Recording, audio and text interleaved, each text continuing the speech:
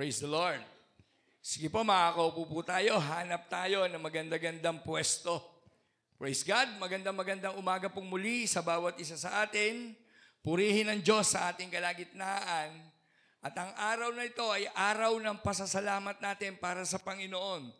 No, at ako po naniniwala na ang bawat isa naririto dahil tayo po ay pinili at tinawag ng ating Panginoon upang ayusin at gamitin yung ating mga buhay. Ngayon po, lagi ko po sinasabi, we are not here to hear the word, but we are all here to obey the word. Naririto po tayo hindi lamang para mapakinggan mo yung salita ng Diyos, kung hindi itong salita ng Diyos na to, sana gawin mo upang ito'y mapakinabangan mo. So itong paksa natin pag-uusapan ngayon dito sa aklat ng Epeso, muli po nating basahin itong talatang ito, ay napakaganda pong pangaral ng Diyos sa pamamagitan ni Apostol Pablo. Sabi rito, pasakop kayo sa isa't isa bilang tanda ng inyong paggalang kay Kristo. Mga babae, pasakop kayo sa sarili ninyong asawa tulad ng pagpapasakop ninyo sa Panginoon. Sapagkat ang lalaki ang ulo ng kanyang asawa tulad ni Kristo na siyang ulo ng iglesia ng kanyang katawan at siyang tagapagligtas nito. Kung papaanong nasasakop ni Kristo ang iglesia, gayon din naman, ang mga babae dapat pasakop ng lubusan sa kanilang asawa. Mga lalaki, mahalin ninyo ang inyong asawa na gaya ng pagmamahal ni Kristo sa iglesia na inandog niya ang kanyang buhay para sa iglesia. Sabi sa 26, upang ialay ito sa Diyos, matapos linisin sa pamamagitan ng tubig at ng salita. Ginawa niya ito upang ang iglesia ay maiharap niya sa kanyang sarili bilang isang maluwalhating iglesia, walang anumang dungis ni kulubot man upang ito'y maging banal at walang kapintasan. At sabi sa 28, gayon din naman, dapat mahalin ng lalaki ang kanyang asawa tulad ng sarili niyang katawan. Ang lalaking nagmamahal sa kanyang asawa ay nagmamahal sa kanyang sarili. Sabi po rito sa verse 29, walang taong namumuhay sa sarili niyang katawan. Sa halip, ito'y kanyang ipinakakain at inaalagaan tulad ng ginagawa ni Kristo sa iglesia. At sabi sa verse 30, tayo ngayong mga bahagi ng kanyang katawan. Gaya na sinasabi ng kasulatan, dahil dito iiwan ng lalaki ang kanyang ama at ina, at magsasama sila ng kanyang asawa at sila'y magiging isa. At sabi sa verse 32, ito ay isang dakilang hiwaga ng aking inihayag tungkol sa kaugnayan ni Kristo sa iglesia. At sabi sa verse 33, kaya't kayong mga lalaki, mahalin niyo ang inyong asawa gaya ng inyong sarili. Sabi rito, mga babae, igalang ninyo ang inyong asawa. Ang Diyos po ang magpala ng kanyang salita at tayong lahat ay pumikit at tayo manalangin. Diyos naming banal na sa langit, sa pangalan ni Jesus, kami po ay sama-samang nagpupurit, nagpapasalamat sa iyo ngayong umagang ito.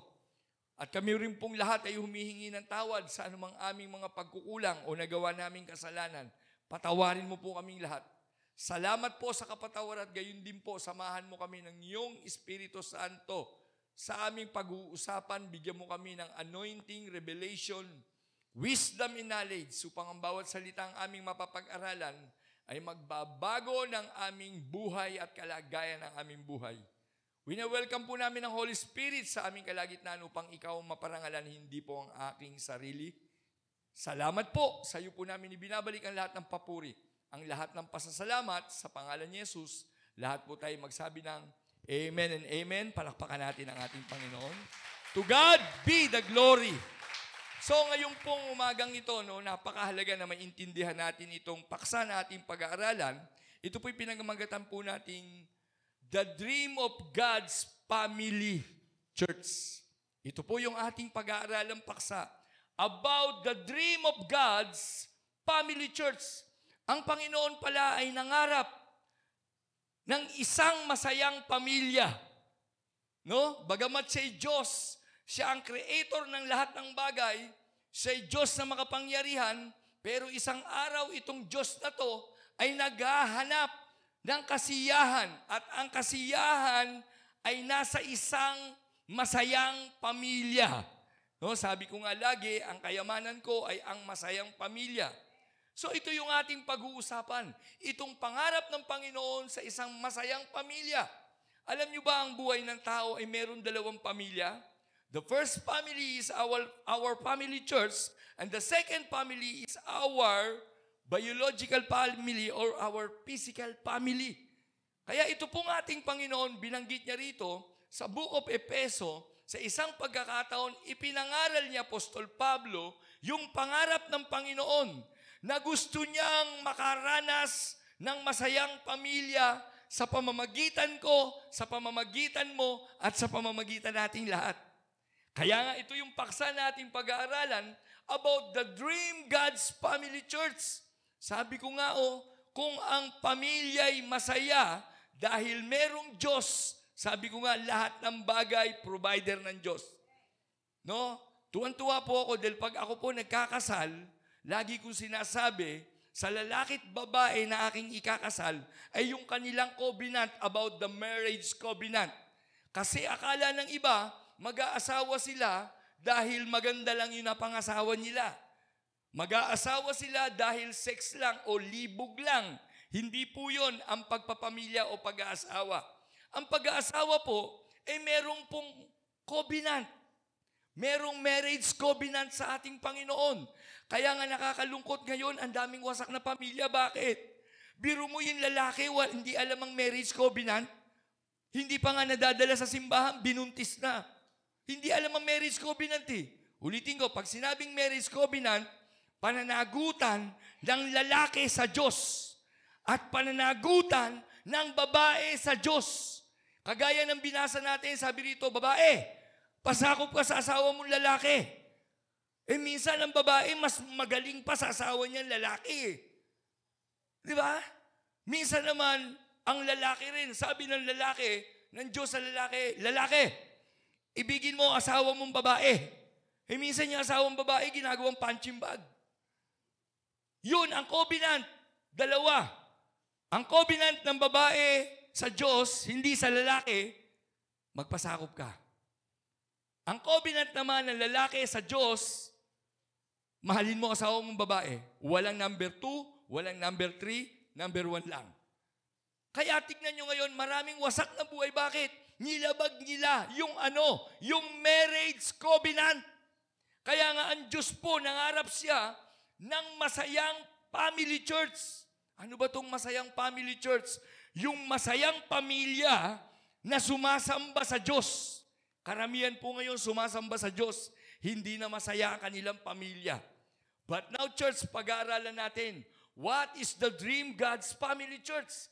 Yan ang napakagandang maintindihan natin. Sa pagsamba sa Lord, merong inahanap sa iyo ang Lord. Ano yung inahanap niya? Yung masayang pamilya mo. Kaya nga minsan sa pagsamba sa Panginoon, hindi ka na makataas ng kamay. Hindi ka na makapalakpak. Bakit? Ang lungkot mo. Bakit? Nag-away kayo ng asawa mo. Diba? Ang gulo ng pamilya mo, yung anak mo, ganito ang gulo ng family. Kaya nga kahit anong worship mo sa Panginoon, kahit na anong pagsamba mo sa Panginoon, bakit ganoon? Magulo pa rin ang buhay namin. So this is the question. What is the dream of God's family church? Ang Diyos pala nangarap siyang magkaroon ng pamilya kasi isa lang siya yung Diyos, siya yung Alpha at siya yung Omega. Kaya ano ginawa niya? Kumuha siya ng alabok. Yung alabok na yung ginawa niyang tao. Pagkatapos ano ginawa niya? Nilagay niya yung kanyang espiritu. Nagkaroon ng buhay si Adan. Nung makita niya si Adan, nalungkot din siya kasi bakit? Hindi masaya si Adan. Kailangan niya ang Eva para maging pamilya. Kasi ang kasama lang ni Adan noon, mga hayop, leon, tigre, lahat ng mga ibon yun ang kasama ni Adan. Kaya habang natutulog si Adan, kinuha ng Diyos yung tadyang ni Adan at ito po yung naging Eva at naging masaya silang dalawa. Kaya sabi ng Panginoon sa kanila, dun po sa Genesis chapter 1, verse 21 hanggang 31, sabi ng Panginoon dun, pamamahalaan mo ang lahat ng nilikha ko. Siya magbibigay ng mga pangalan, no? At sabi ng Panginoon, sa iyo yan. Kasi ang pangarap ng Panginoon, magkaroon siya ng masayang pamilya sa pamamagitan ng tao. Kaya lang sa pamamagitan din ng kasalanan, natukso ang tao sa pamamagitan ni Eva at Adan at nawasak ng demonyo ang masayang pamilya. Kaya ngayon, alam mo ba, hindi disenyo ng Panginoon yung nangyayaring magulo sa pamilya mo. Hindi niya disenyo yan. Hindi niya pangarap na maghirap ka. Hindi niya pangarap na maging broken family ka na ang tatay mo, nanay mo hiwalay. Hindi niya pangarap na ang nanay mo o ang tatay mo yung maging masamang tao. Binigyan ng Diyos ng free will ang tao na magdesisyon kung ano ang tama at mali. Kaya sinabi ng Panginoon sa kanila, makakain nyo ang lahat ng bunga. Ngunit maliban sa isang bungang ipinagbabawal, pag kinain nyo yan, sabi ng Panginoon, mamamatay kayo. Kinain nila ang bunga, hindi sila namatay, kaya sila nagkasala at nawala ang kanilang paniniwala at relasyon sa Diyos. Bakit? Hindi naman pala tayo mamamatay sabi nila. Pero hindi nila alam, may mahalagang namatay sa buhay ng tao. Ano po yun? Yung Espiritu ng Diyos sa loob ng puso natin, yung pong tinatawag na kabanalan. Kaya nga ang tao ngayon nabubuhay, meron siyang katawan, the physical body, meron siyang kaluluwa, ito nagsasalita, pero wala siyang kabanalan sa kanyang puso, katulad ko nung araw kaya magulo buhay ko. But now, church, we accept Jesus as a Lord and Savior at ang Espiritu niya ay muli niyang inilagay sa puso mo. Yung Galatians chapter 5, verse 22. Ano po yung pastor? Yung love, yung joy, yung peace, yung kindness and goodness, yung self-control, yung discipline. Kaya ngayon po, lahat tayo, ako po, nagkakaroon na ako ngayon ng love. Dati puro anger, hatred, rebellion, dahil doon sa mga pangyayari sa buhay ko. But now I realize that is only part of my life, of my experience. Kasi bakit? Tinawag pala ako ng Panginoong magpastor. And the trouble and the problem is only experience in my life. Sabi rito, what is the dream of God's family church? Ano ba talaga yung pangarap ng Diyos sa isang masayang pamilya? No, kasi po kaya siya nangangarap na isang pamilya kasi nga gusto niya itong pamilyang ito magwo-worship sa Kanya, sasamba sa Kanya. Kaya makikita mo ngayon karamihan tao nasa na? Sana sumasamba? Sa SM. Anong church yun? Satan's Mall. Ulitin ko, hindi masamang pumunta sa SM, pero mas masarap pumunta sa SM kung nakasamba ka na sa Lord, kung nakapagpasalamat ka na, di ba? Kasi ang pangarap ng Diyos, magkaroon ng isang masayang pamilya na sumasamba sa Diyos. Kaya nga I always said, this church, Christ-centered, is not only a church, but this is our family church. My family church is Christ-centered family church. Dito ako tinawag ng Panginoon. Dito ako binago ng Panginoon. Kaya ako po, dito ako naglilingkod sa Christ-centered. Because this is my family church. Salamat sa Panginoon, nung maborn again ako year 1994, naintindihan ko na kaya pala wasak ang pamilya ko. Kasi bakit? Wasak ang family church ng mga parents ko. Ang tatay ko hindi marunong sumimba. Ang nanay ko pag linggo, nasa Divisoria. Namamaktura ng mga paninda niya. Busy sila sa paghahanap buhay. Nakalimutan na nila ang Diyos. Kaya nga kung wasak ang family, wasak din ang family church mo. But now, church, this is the question. What is the dream of God's family church? Number one, this is the dream of God. Listen, the dream of God is people believe in Jesus as their Lord and Savior and plant inside their heart the plan, purpose, and vision. Ito pala yung gusto ng Panginoon. Nangangarap siya ng isang pamilya, mga taong merong daw paniniwala sa Diyos. Kasi po si Eva at Adan may paniniwala sa Diyos yun eh. Kaya lang, winasak ng pagsuwa yung kanilang paniniwala. Kaya nasira ang kaligtasan, ang Savior sa kanilang buhay. Kaya nakakalungkot ngayon, hindi na po nagagawa ng maraming tao ang plano ng Diyos, ang purpose ng Diyos, at ang vision ng Diyos. Hindi na nila nagagawa because they don't believe Jesus. Karamihan sa mga magulang ngayon sa araw ng linggo, hindi na marunong magpasalamat sa Diyos. Pakiramdam nila pag hindi sila maghahanap buhay, hindi sila mabubuhay. Yun ang paniniwala na nila. But God's dream is people believe in Jesus. Naghahanap ang Diyos sa mga taong may tiwala sa Kanya. Naghahanap ang Diyos ng mga taong mapapagkatiwalaan niya ng purpose, plan, and vision. Naghahanap po ang Diyos kasi gusto niyang itanim sa puso ng mga tao yung plano niya. What is the plan of God? To change our life, to change many life. What is the plan of God? Number 2, to use my life to become useful life, hindi useless life. Kaya ngayon, ang daming tao, useless na buhay nila. Nakatingin na lang sila sa mga bagay dito sa lupa, pero hindi na nila nakikita yung heavenly promise ng ating Panginoon. Kaya dito po, makikita mo, karamihan sa tao, malayo ang puso nila sa purpose. Malayo ang puso nila sa plano ng Diyos. Ang plano ng Diyos, hindi mahirap ang buhay mo. Ang plano ng Diyos, masagana ang buhay mo. But change life, sabi ng Panginoon, anak, paano kita pagpapalain? Hindi ka naman nabago. Babalik ka lang sa sugal. Babalik ka lang sa bisyo. Kaya nga, sabi ng Savior, believe.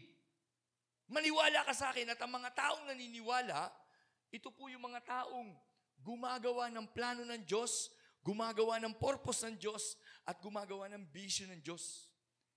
Salamat sa Panginoon nung makakilala ko year 1994, I don't know what is the purpose of life. I don't know what is the plan of God in my life.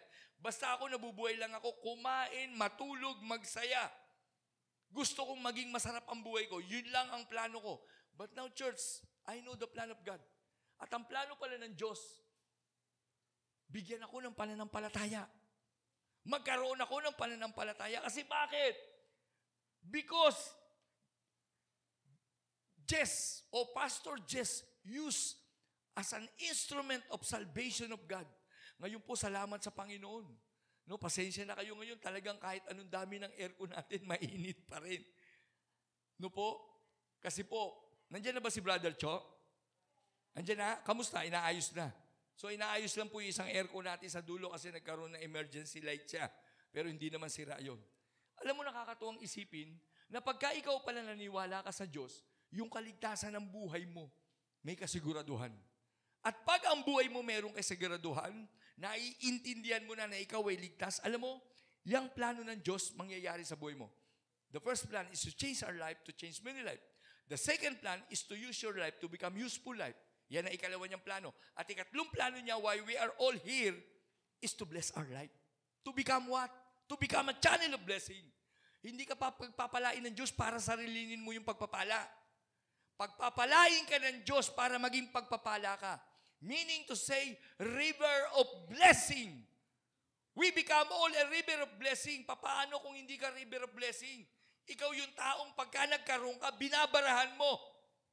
Yung plano ng Diyos, akin to, lahat akin to. Bukas, hangal. Sabi ng Panginoon, kukunin ko buhay mo. You are not a river of blessing. Christ-centered, we are a river of blessing. Walang saysay ang kayamanan kung may sakit ka isang araw. Walang saysay ang kayamanan pag hindi mo nagawa yung plan of Jesus. Pag hindi mo nagawa yung purpose. Lagi ako paulit-ulit dito sa plan and purpose. What is the purpose? Doon sa mga bago rito, hindi ka naririto na walang dahilan. Meaning to say purpose, may dahilan.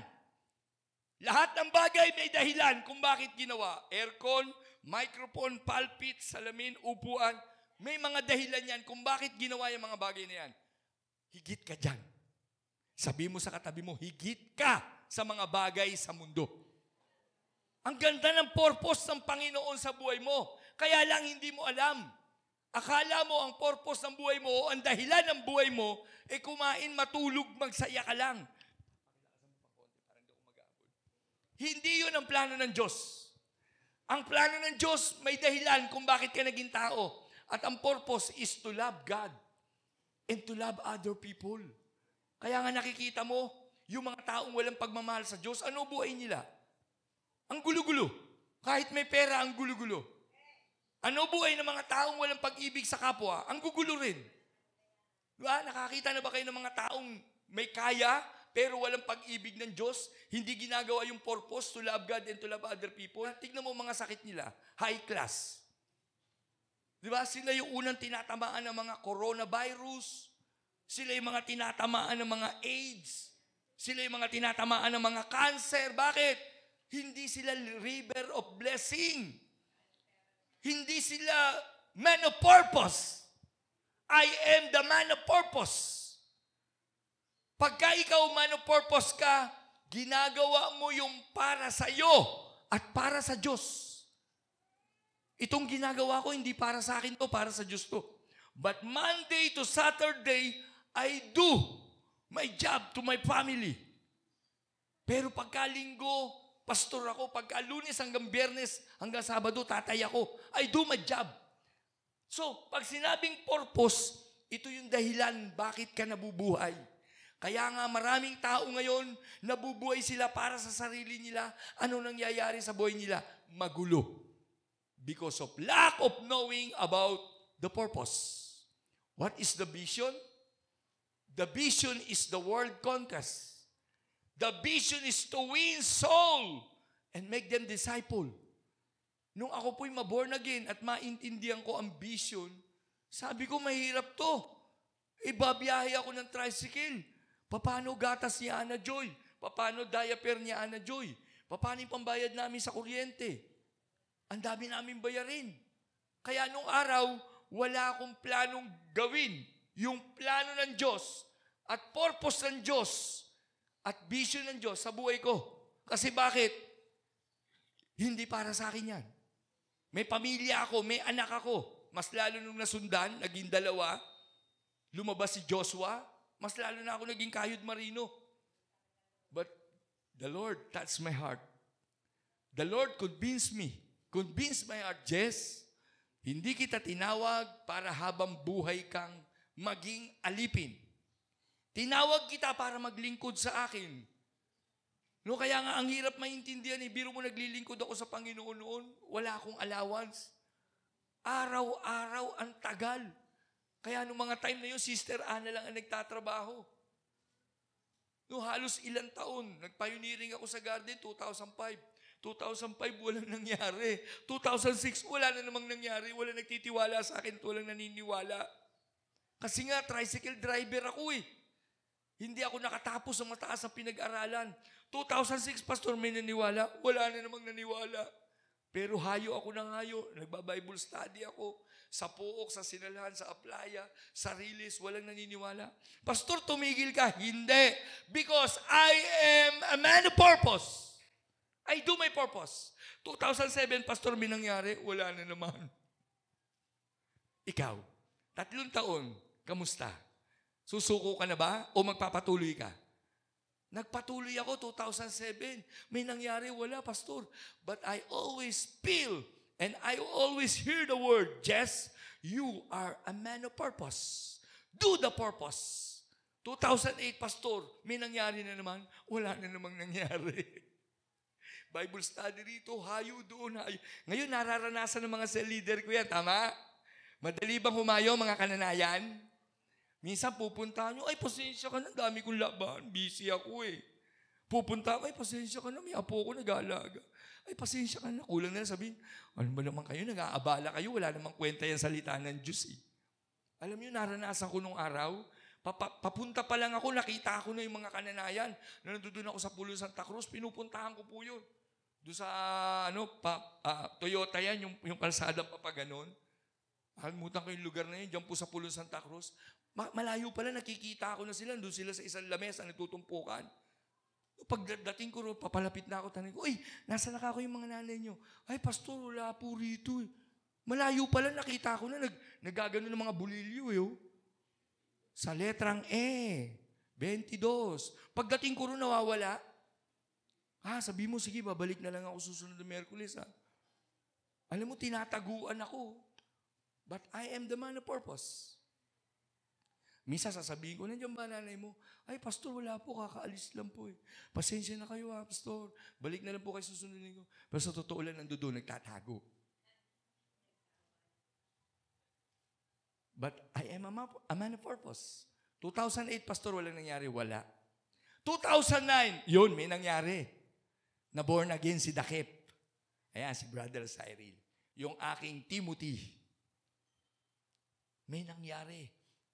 Isang makasalanang katulad ko na nagtitiwala sa Diyos.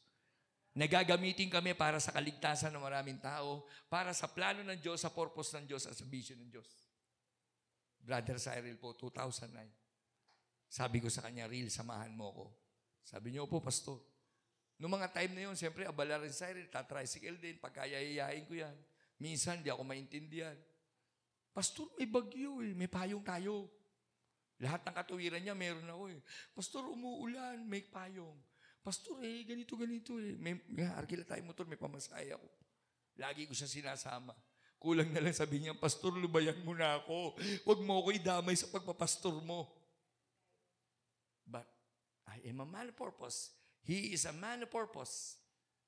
Kaya ngayon po, nakita ko, itong plano ng Diyos, pagka ito nakatanim sa puso mo, hindi mo kayang dayain.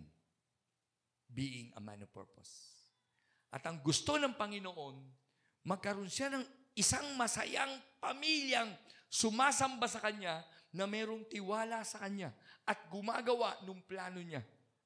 Kaya church, we are not here to worship only God. We are not here to hear the word.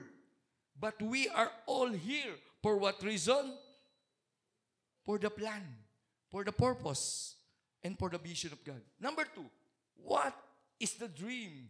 God's family church. Number 2, the dream of God is people accept Jesus, surrender their lives, and willing to serve God. Ito ang gusto ng Diyos na maging family church niya. Yung mga tao raw tinanggap ng totoo si Jesus. Kasi sabi ko nga ngayon dito, ilan tayo, hindi lahat yan tumanggap kay Kristo. Yung iba dyan nakikinig lang kay Kristo. Yung iba dyan nandito ngayon, nakikinig lang yan, pero hindi niyan tinatanggap si Jesus bilang tagapagligtas. Doon sa pangyayari sa Book of Matthew, maraming tao nakikinig ng salita ng Diyos. Dahil for the reason of healing. For the reason of provider. Di ba? Nakikinig sila dahil nakakakita sila ng himala. Pilay, nakalakad. Bulag, nakakita. Tinapay, dumami. Nandun lang sila kasi bakit? Dahil merong himala. But Jesus wants people accept Him and surrender their lives to become what? To become willing. No? Yung willing. All of the crowd are not willing to serve God. Doon po nung araw sa batch namin nung maborn again ako, ang people need the Lord po kasi ay Christ-centered. Yung nakikita niyong church dyan sa may kanto ng syudad, yan po ay Christ-centered. Hindi po yan people need the Lord. Christ-centered po yan. Diyan po ako nagmula. Yung kantong-kanto ng syudad, palengke, yung guardhouse dyan, may makikita kayong iskinitang maliit dyan. Diyan ako na born again. Ang church na yan ay people need the Lord, pero hindi people need the Lord dyan. Christ-centered dyan. Ang problema dyan, yung pastor nagrebelde kay Bishop Ernesto Domingo. Nagsarili, akala niya ganong kadali bumuo ng family church.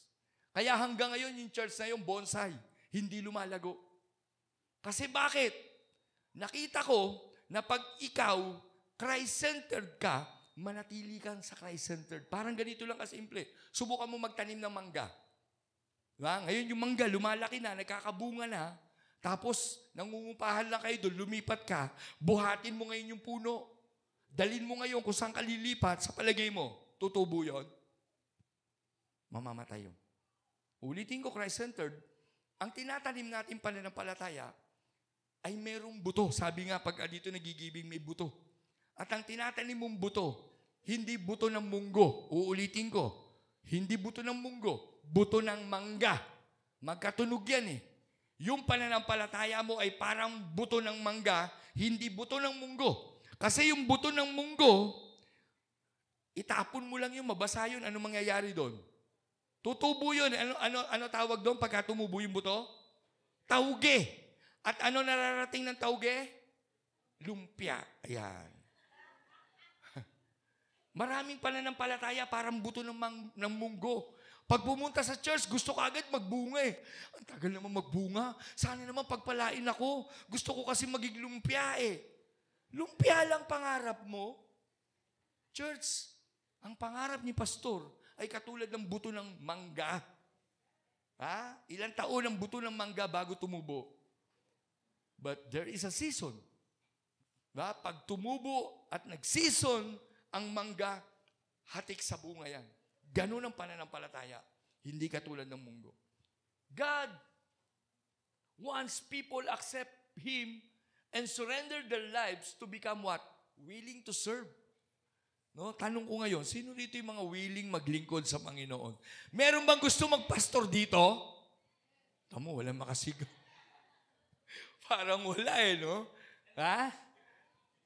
Mas lalo sa amin nung araw, nandun ako, nag-church ako nung araw, pag sinabi ng pastor namin, sino gusto magpastor? Wala tumataas ng kamay, lahat kami nakagano'n. Sa loob-loob ko, ikaw na lang, mandadamay ka pa eh. Yang hirap ng buhay mo, gusto mo pa ako maging pastor? Totoo po yun. Yung pastor namin, yung pantalon niya, kaisa-isang gabardin eh. Yung polo nun, ako kaisa-isang barong yata na nakita ko. Pag nakikita ako nung araw yun, parang ibuburol na yung pastor kong payat eh. Laging kinakain, Lucky Me, itlog. Kasi bakit? Yung mga member, tuwan-tuwan. Si pastor, kaya payat yan, mahal na mahal tayo eh. Ang bait kasi niyan eh. Alam mo, ang hirap maging pastor. Pagka ikaw takot kang magturo ng tama. Kaya ako nung araw, ayoko rin magpastor eh. Bakit? Sabi ko, pambira, hindi ito ba buhay ng pastor? Pero alam niyo, mali. Pagka ikaw, sinabi kang pastor ka, you are ambassador of Christ. Dapat, nakikita sa'yo ng mga mananampalataya yung kapangyarihan ng Diyos. Amen? Ngayon, tanong ko, sino rito gusto magpastor? Taas ang kamay. Walang makataas pa. Wala talaga. Yung iba, nahiya na lang siguro.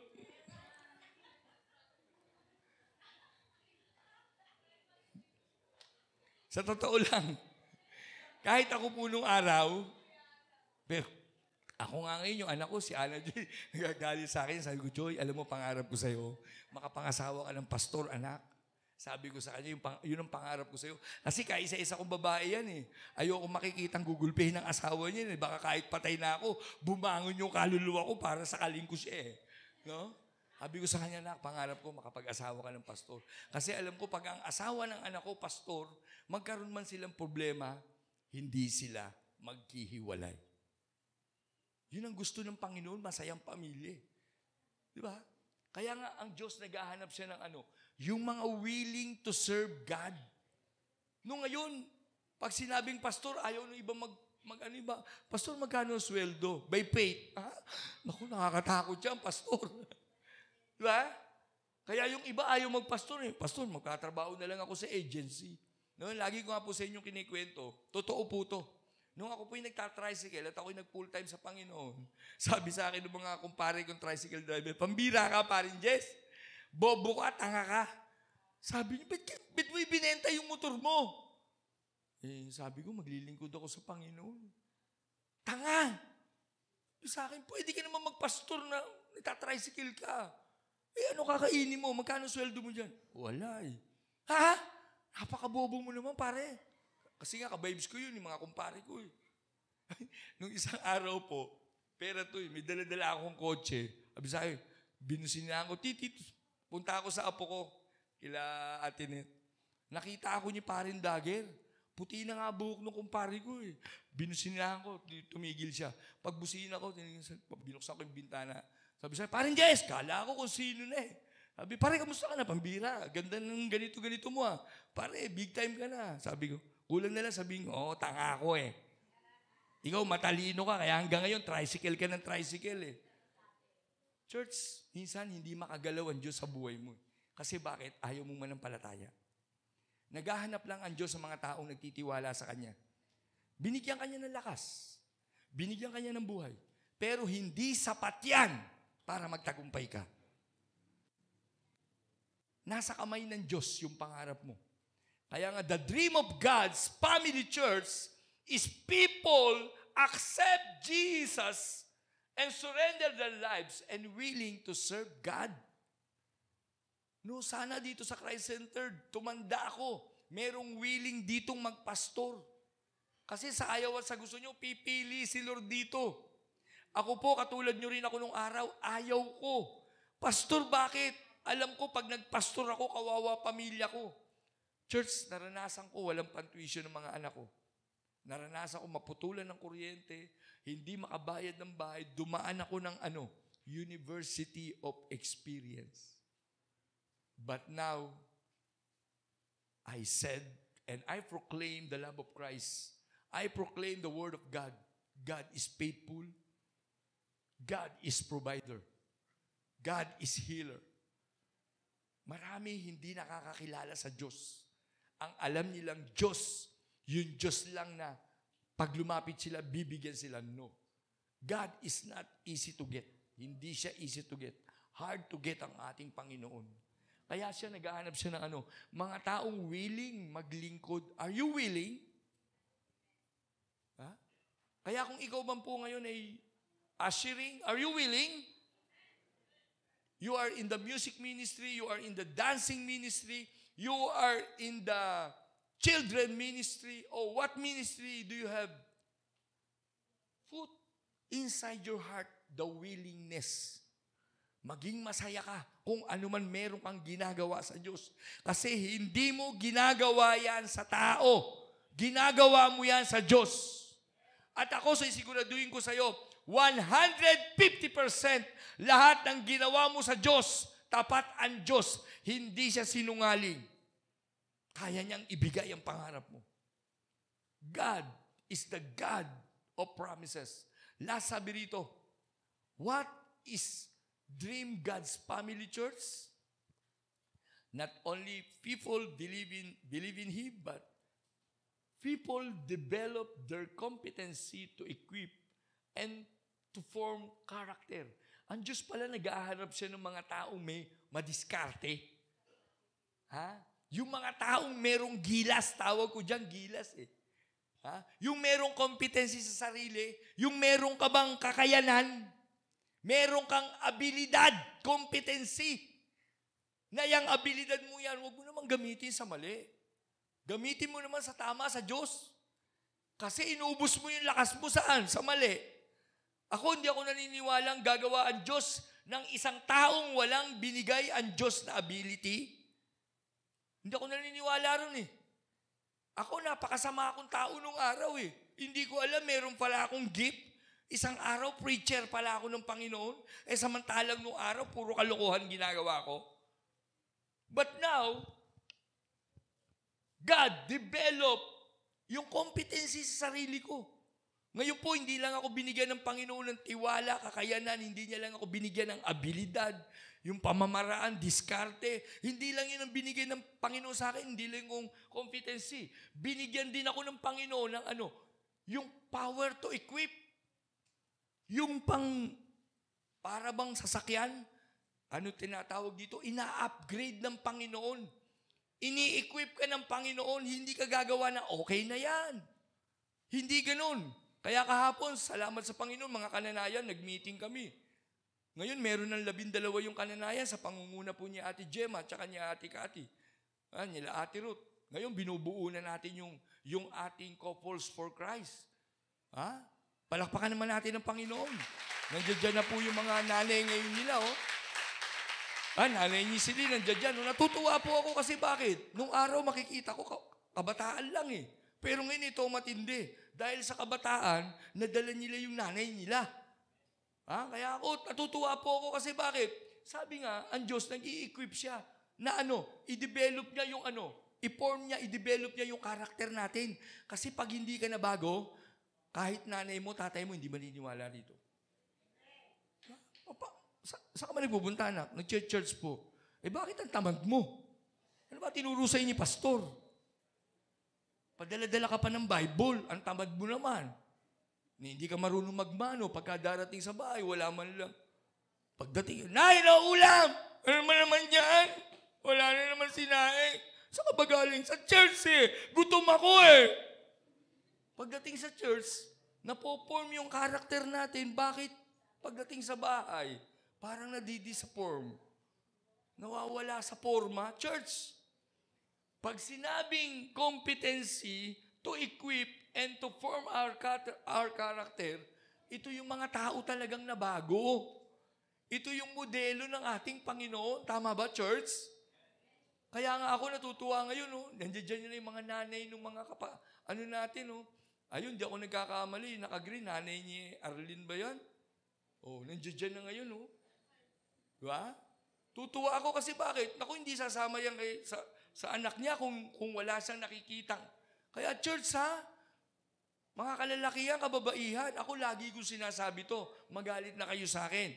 Hanggat hindi kayo nakakatapos ng pag-aaral, wag muna kayong magbo-boyfriend. Bawal sa Christ Center yan. Yung iba nalalaki ang mata. Ano ba yan? Pati love life, pinakikialaman. Ayokong mabuntis ka para maging magulo buhay mo. Mga kababaihan, Pag mayroong magpa-flying text sa mga demonyo sa'yo, huwag kagad kilig. Sabi mo, hoy, maghintay ka. Hindi pa ako tapos ang pag-aaral. Ganun ang forward, hindi yung pagkapo. Oo na dito na kagad mga kalalakihan, hindi tayo easy to get, Mga hard to get tayo, Pagka medyo may aali-aligid, sabi mo, hoy, bakit? May magandang bahay ka na ba? Wala ka pa nga magandang trabaho, manliligaw ka na? Babarahin nyo na kagad. Kasi minsan, yung demonyo, medyo naglalakbayan sa mga isip ng kabataan, di ba? Yung iba naman, talaga namang grade 1 ka pa lang nga. Gusto mo kagad, boyfriend? Ano ba yan? Church, pwede ba yon? Di ba ang sarap, no? Ano kaya ang saya ng mga magulang natin kung tayo nakatapos ng pag-aaral? Pagkatapos, nabilan mo muna ng bahay at lupa nanay mo. Tama ba? Biro mo ikaw nasa Garden Villa, nanay mo nasa Aplaya Subdivision. Nandun sa malapit sa karagatan. Kaya church, di ba? Tama ba yon? Kasi ako gusto ko yung hindi ko nagawa sa mga magulang ko. Gusto ko may apply sa inyo to Kasi bakit? Ang hirap. Kaya ngayon magtataka ka, bakit magulo buhay ko? Bakit ganito? Bakit ganito? Nagmadali ka Process. Ulitin ko, process.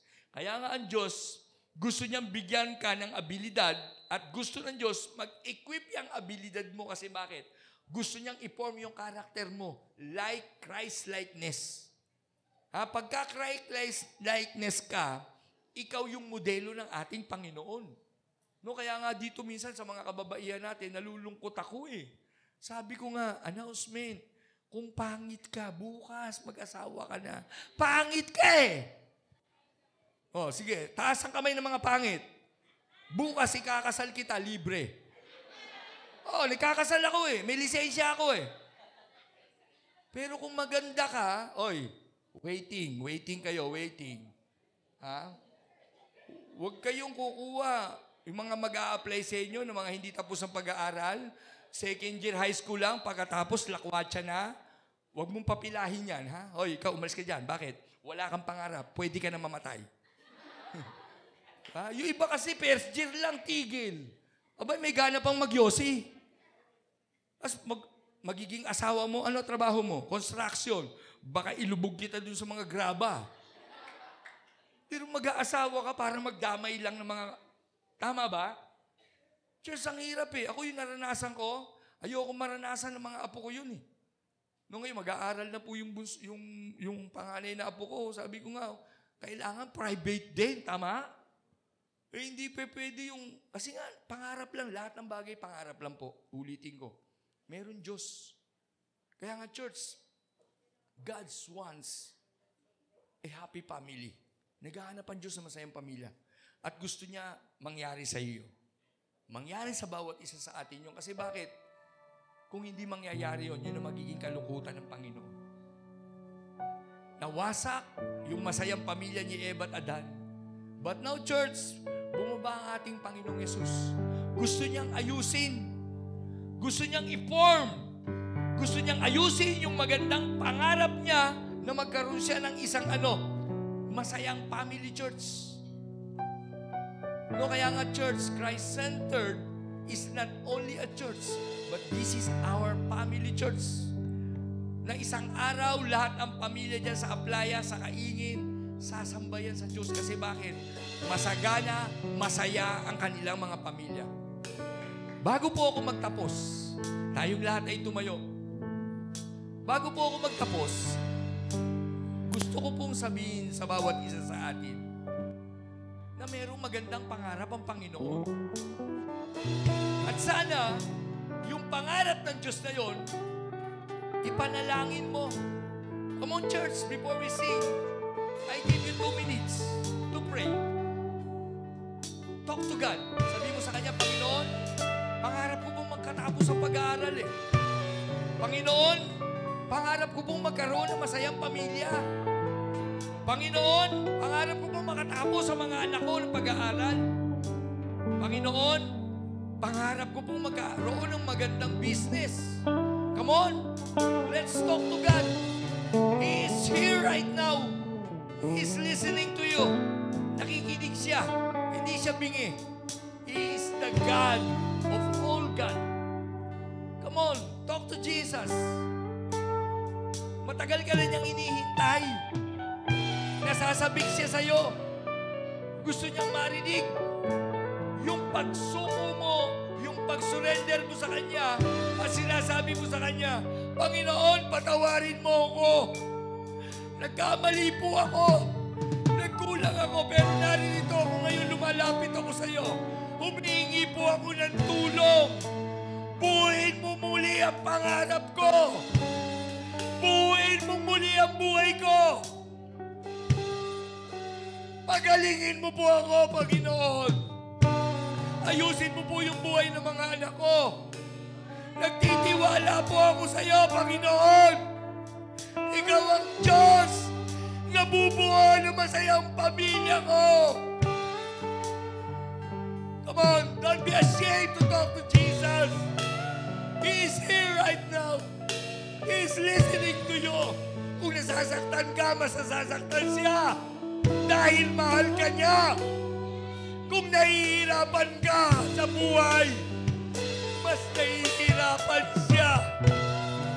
Dahil siya yung Diyos na lumikha sa iyo. At mahal na mahal ka niya.